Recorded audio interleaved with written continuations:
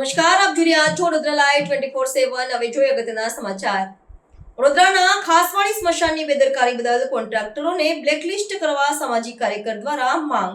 વડોદરા શહેરમાં આવેલ ખાસવાડી સ્મશાનમાં અંતિમ સંસ્કાર માટે આવતા પરિવારજનોને હાલાકીનો સામનો કરવો પડે છે, ત્યારે સામાજિક કાર્યકર કમલેશ પરમાર દ્વારા જાત તપાસ કરી હતી. વધુમાં જણાવ્યું હતું કે વડોદરા શહેરમાં ખાસવાડી સ્મશાનમાં ઘણા સમયથી કામગીરી હાથ ધરવામાં આવી છે, ત્યારે હાલમાં જ કોન્ટ્રાક્ટ હેઠળ કામગીરી આપવામાં આવી છે. ત્યારે માહિતી મુજબ એક ચિતાની અંતિમ સંસ્કાર કરવાનો ખર્ચ 7,000 રૂપિયા છે, છતાં સ્નેહીજનો પાસે તલ અને ઘી બહારથી મંગાવવામાં આવે છે. સાથે જ કોન્ટ્રાક્ટ હેઠળ કામગીરી કરતા કર્મચારીઓ પાસે આઈ કાર્ડ નથી કે અન્ય સેફટી નથી, ત્યારે આવા કોન્ટ્રાક્ટરોને કમાણી કરવામાં રસ છે તેવા આક્ષેપ કર્યા હતા. વધુમાં જણાવ્યું હતું કે લાકડા પલળી ગયા છે, ત્યારે શેડ બનાવવાની જરૂર છે, છતાં બેદરકારી બદલ નોટિસ આપી બ્લેકલિસ્ટ કરવામાં આવે તેવી સામાજિક કાર્યકર દ્વારા માંગ કરવામાં આવી હતી.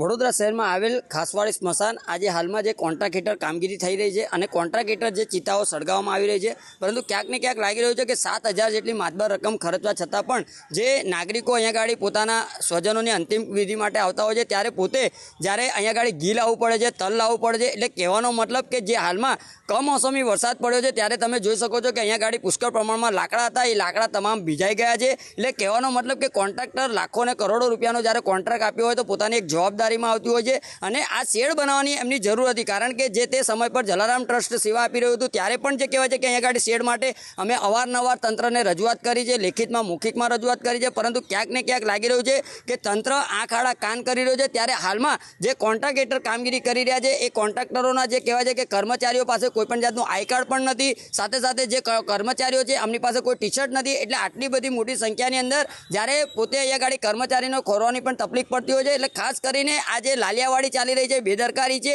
આ બેદરકારી સામે આવા કોન્ટ્રાક્ટરને તાત્કાલિક ધોરણે નોટિસ આપી અને બ્લેકલિસ્ટ કરવા જોઈએ. કારણ કે વડોદરા મહાનગરપાલિકામાં જે લોકો ટેક્સ વેરા ભરી રહ્યા છે, 7,000 જેટલી માતબર રકમના ખર્ચે જે કહેવાય છે કે અંતિમ ક્રિયા થતી હોય એક ચિતાની, તો ત્યારે જે કહેવાય છે કે જે સવલતો સુવિધાઓ આપવાની જરૂર છે, પરંતુ ક્યાંક ને ક્યાંક લાગી રહ્યું છે કે કોન્ટ્રાક્ટર પોતાની મનમાની કરતા હોય. ત્યારે આવા કોન્ટ્રાક્ટરને તાત્કાલિક ધોરણે વડોદરા શહેરના જે પણ જવાબદાર વ્યક્તિ હોય તેઓ દ્વારા તાત્કાલિક નિરીક્ષણ કરી અને આવા કોન્ટ્રાક્ટરોને બ્લેકલિસ્ટ કરવા જોઈએ અને વડોદરા શહેરમાં એક દાખલો બેસે એ રીતની કામગીરી કરવી જોઈએ તેવી અમારી ખાસ માંગણી છે.